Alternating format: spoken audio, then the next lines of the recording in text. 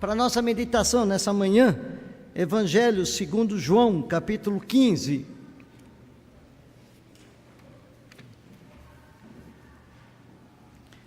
Nós leremos dos versículos de 1 a 8. Vamos nos colocar em pé para a leitura do texto. Evangelho de João, capítulo 15, versículos de 1 a 8. Diz assim o texto: Eu sou a videira verdadeira e meu pai é o agricultor. Todo ramo que estando em mim não der fruto, ele o corta, e todo que dá fruto ele limpa, para que produza mais frutos ainda. Vós já estáis limpos pela palavra que vos tenho falado. Permanecei em mim, e eu permanecerei em vós. Como não pode o ramo produzir fruto de si mesmo, se não permanecer na videira, assim nem vós o podeis dar, se não permanecerdes em mim. Eu sou a videira, vós os ramos. Quem permanece em mim e eu nele, esse dá muito fruto, porque sem mim nada podeis fazer. Se alguém não permanecer em mim, será lançado fora, à semelhança do ramo, e secará, e o apanham, lançam no fogo e o queimam. Se permanecerdes em mim, e as minhas palavras permanecerem em vós, pedireis o que quiserdes, e vos será feito. Nisto é glorificado meu Pai, em que deis muito fruto, e assim vos tornareis meus discípulos. Texto da palavra de Deus, Evangelho de João, capítulo 15, versículos de 1 a 8. Podeis vos assentar. Curve a sua fronte agora, converse com Deus, peça que Ele fale ao seu coração, peça que Ele ministre a sua palavra, aquilo que é a sua vontade para você. Oremos silenciosamente.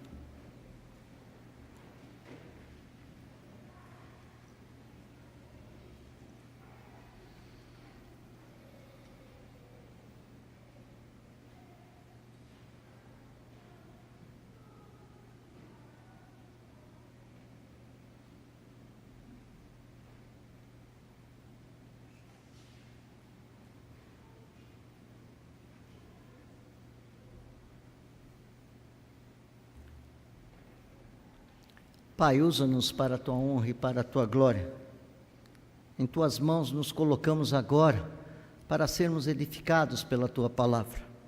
Fala aos nossos corações através do Teu Santo Espírito. Em nome de Jesus. Amém. O Evangelho de João é um evangelho que foi escrito aproximadamente 60 anos depois da morte de Jesus Cristo. O povo de Deus, as comunidades cristãs daquela época, começavam a caminhar e se fortalecer.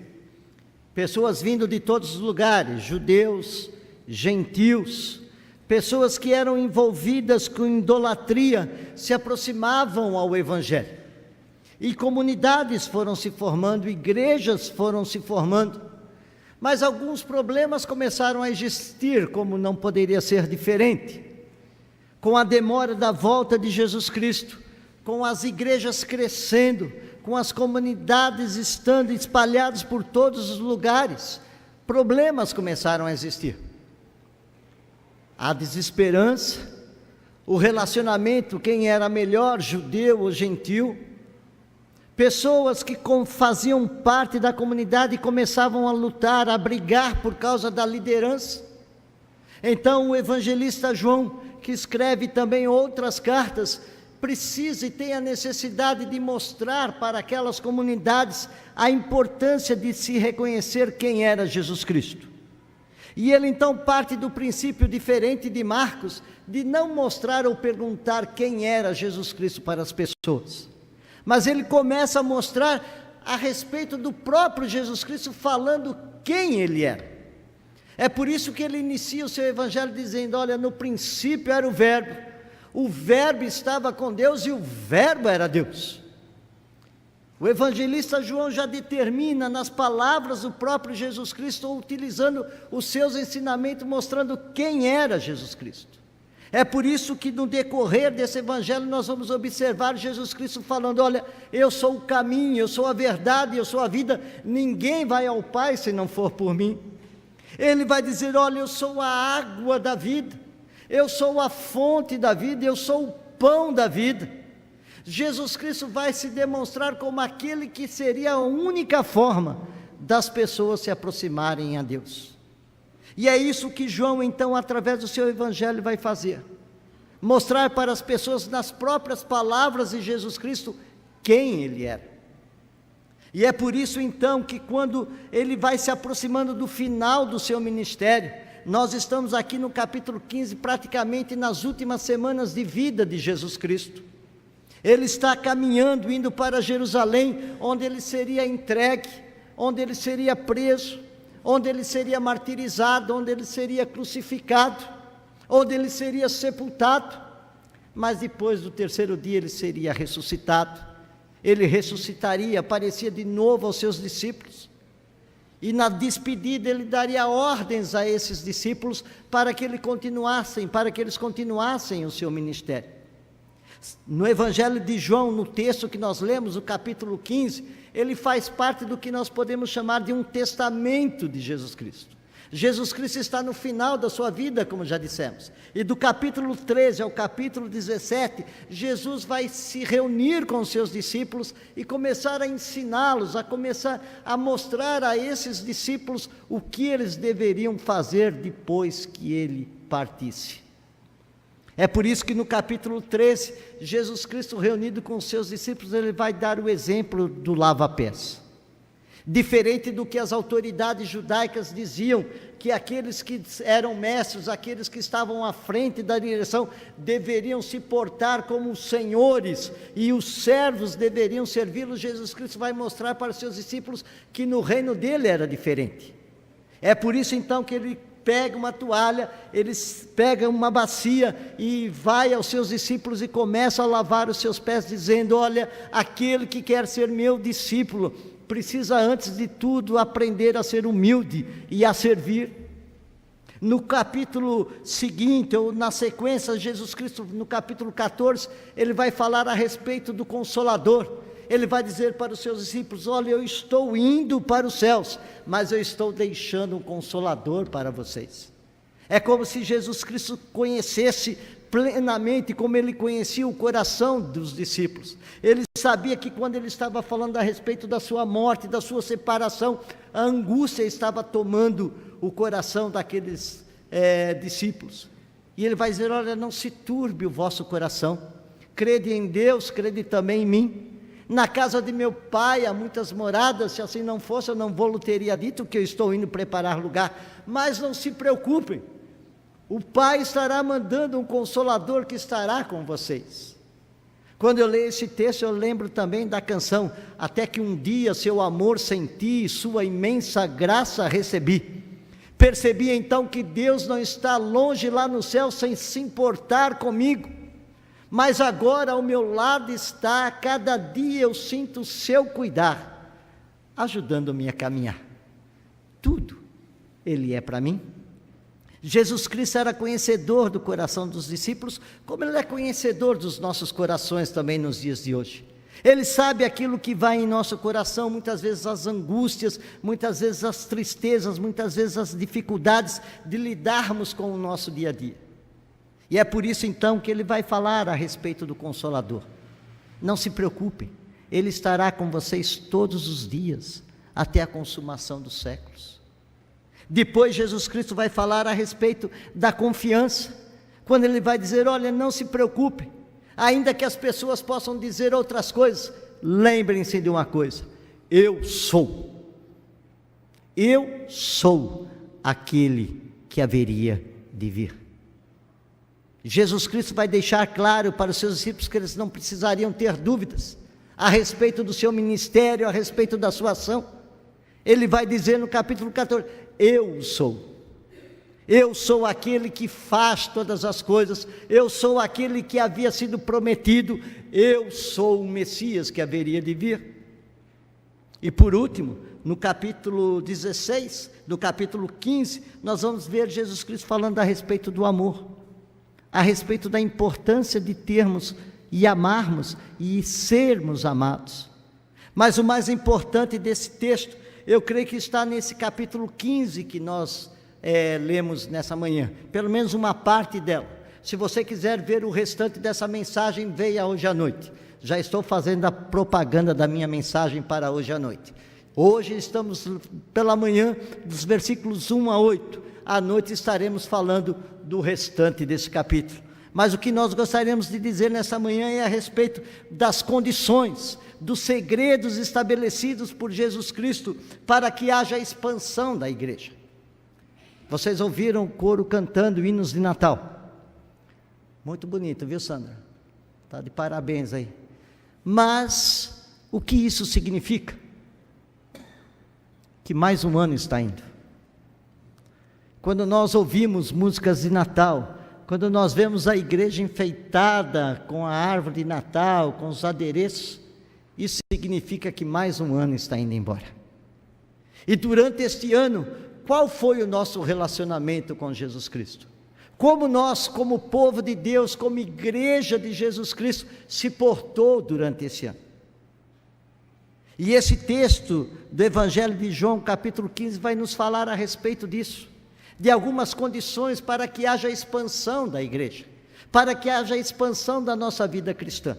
E a primeira coisa que esse texto nos leva a refletir nessa manhã, é que nós só crescemos, a igreja só cresce, nós como povo de Deus só nos desenvolvemos a partir do momento em que as nossas raízes estão totalmente firmadas naquele que é o agricultor e que nos plantou.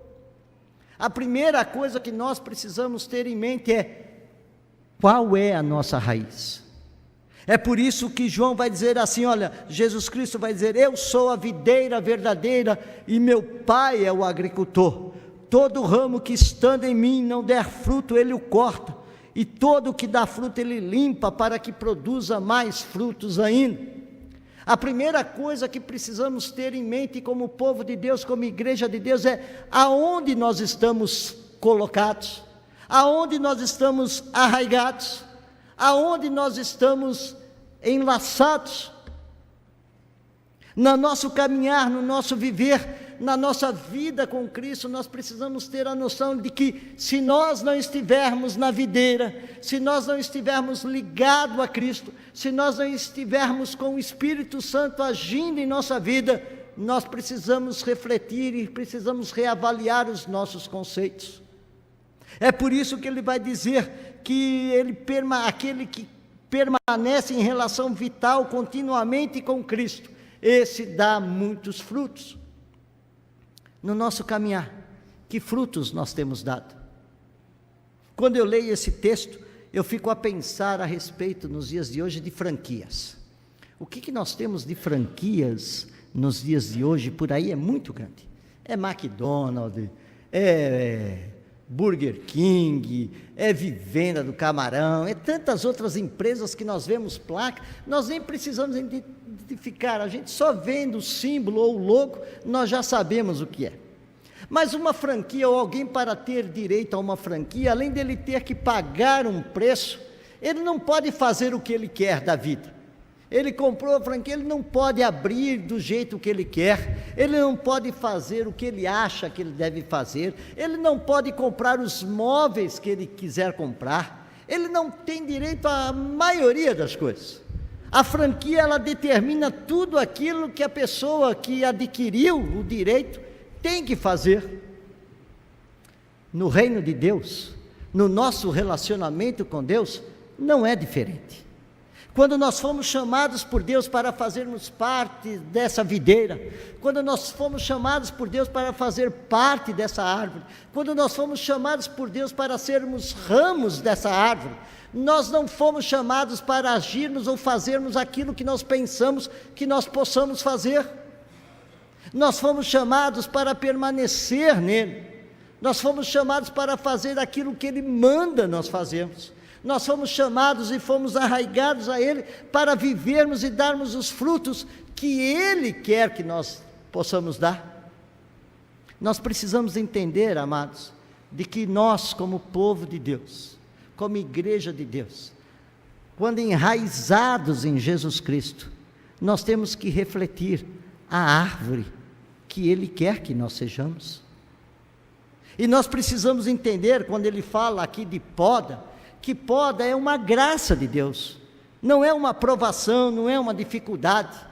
Aqueles que mexem com agricultura, aqueles que mexem com árvores, que gostam de cultivar essas coisas, sabem que a poda só tem uma finalidade: fazer com que a árvore,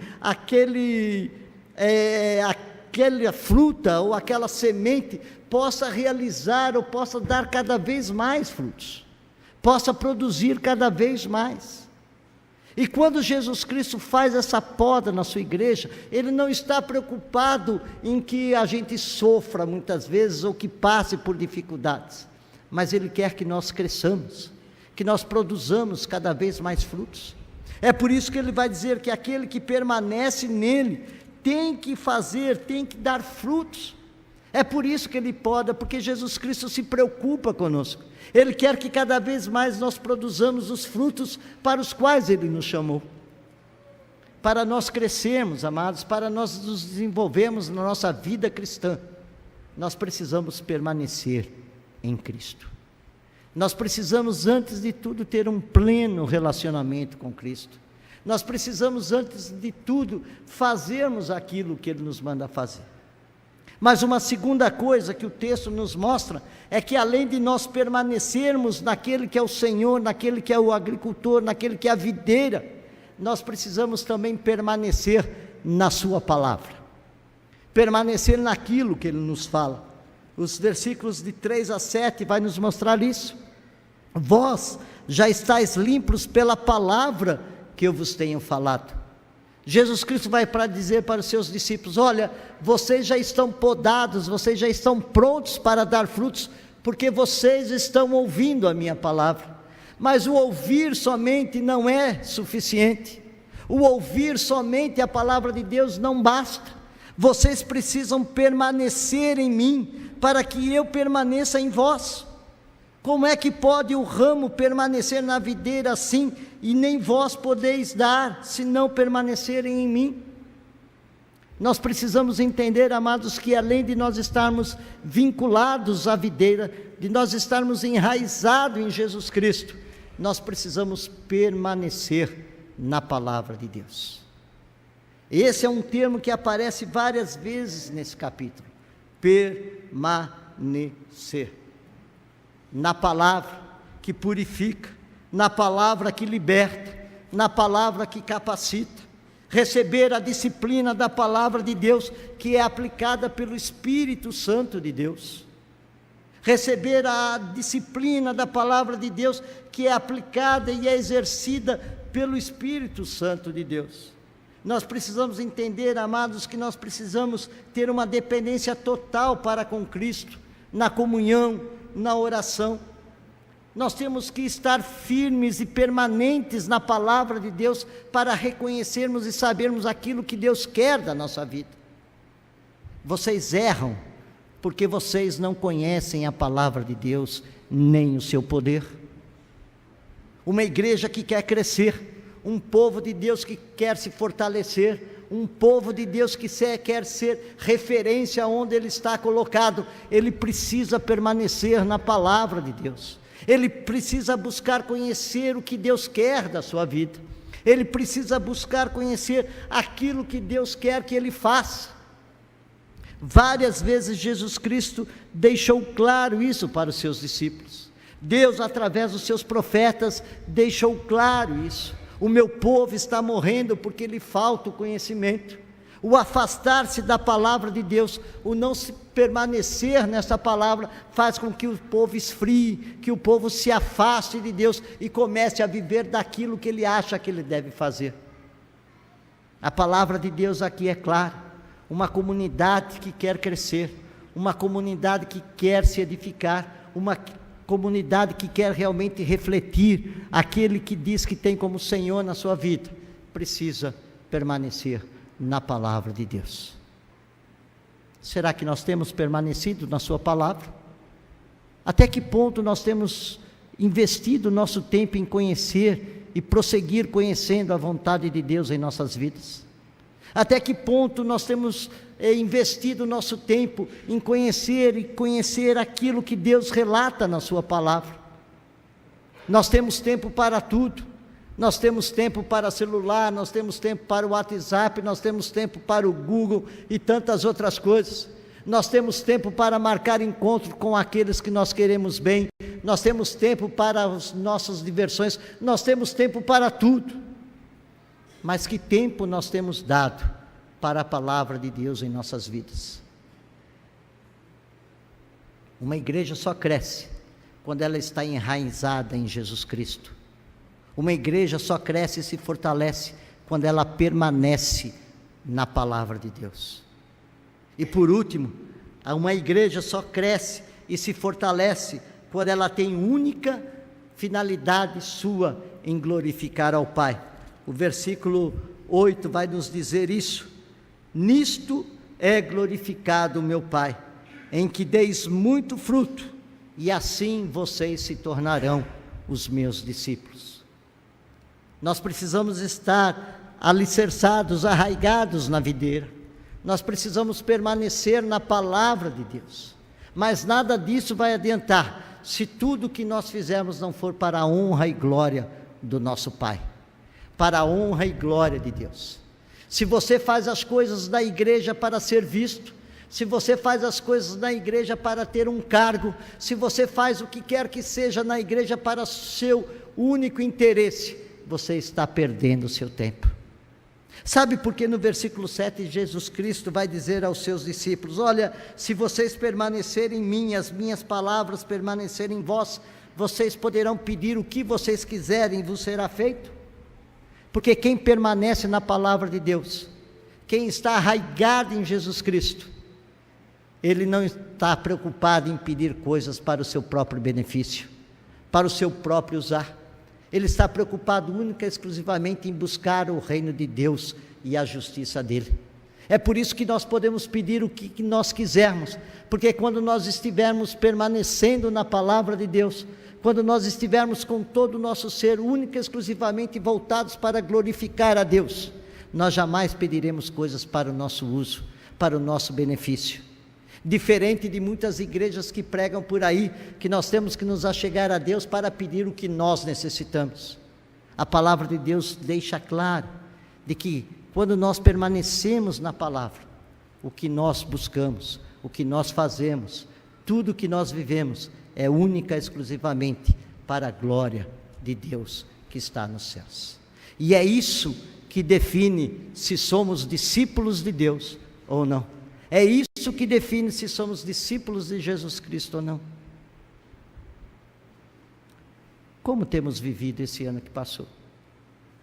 Você está realmente arraigado na videira verdadeira? Você tem permanecido em conhecer e prosseguindo a conhecer a vontade de Deus através da sua palavra? Em todos os seus atos, em tudo aquilo que você faz ou fala, você tem buscado glorificar a Deus acima de todas as coisas? Se você tem vivido dessa maneira, então você pode se chamar discípulo de Jesus Cristo. Caso contrário, não use esse título, porque você não é digno dele, porque você não tem feito aquilo para o qual você foi chamado. Conta-nos a história que Alexandre o Grande, em uma de suas batalhas, quando ele estava quase a tomar os impérios existentes na época, em uma das guerras, os seus soldados trouxeram um garoto que estava na frente da batalha, e na hora que começou a guerra, o garoto deu no pé, fugiu. Então os soldados trouxeram esse jovem para Alexandre e disseram: olha, esse homem não foi digno do nosso exército, esse jovem não foi digno do exército, ele fugiu na hora da batalha. E aí Alexandre vira para ele e diz: qual é o seu nome, garoto? E ele: Alexandre. E Alexandre virou para ele, Alexandre o Grande, e disse: das duas uma, meu jovem, ou você muda de atitude, e seja um soldado digno do meu exército, ou mude de nome, porque você não faz jus a esse nome que você tem.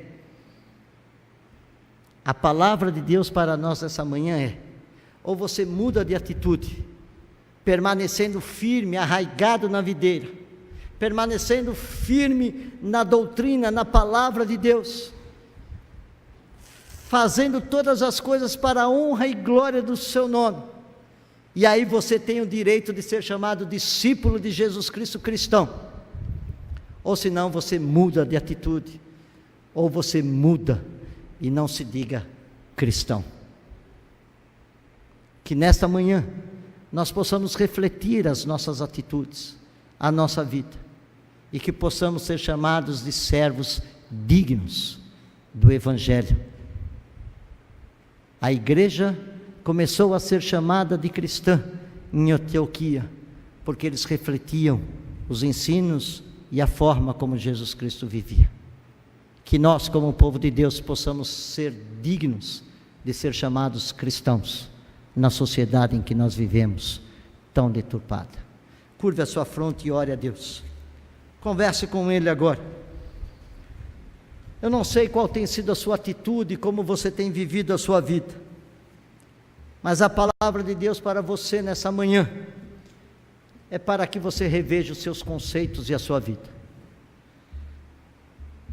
para que você reflita no seu viver, se você tem sido um discípulo de Jesus Cristo realmente. Converse com Deus agora nesse instante.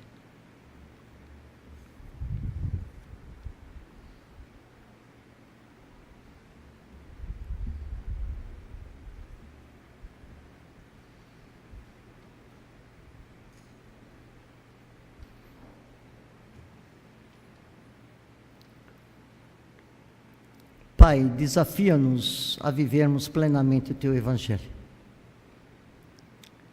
Tira do nosso meio, ó Pai, toda apatia, todo desinteresse. Tira do nosso meio, ó Pai, como Teu povo, o não querer realmente viver de acordo com o Teu querer. Desperta-nos para a Tua obra, desperta-nos para o Teu Evangelho, desperta-nos para o Teu reino. Que o nosso coração esteja totalmente disposto a buscarmos em primeiro lugar o Teu reino, a Tua justiça, reconhecendo que todas as demais coisas nos serão acrescentadas. Tira-nos, Senhor, de uma situação morna, tira-nos, Senhor, de uma situação que não faz jus a sermos chamados de Teus discípulos. Pai, desperta-nos para a Tua obra, em nome de Jesus Cristo. Amém.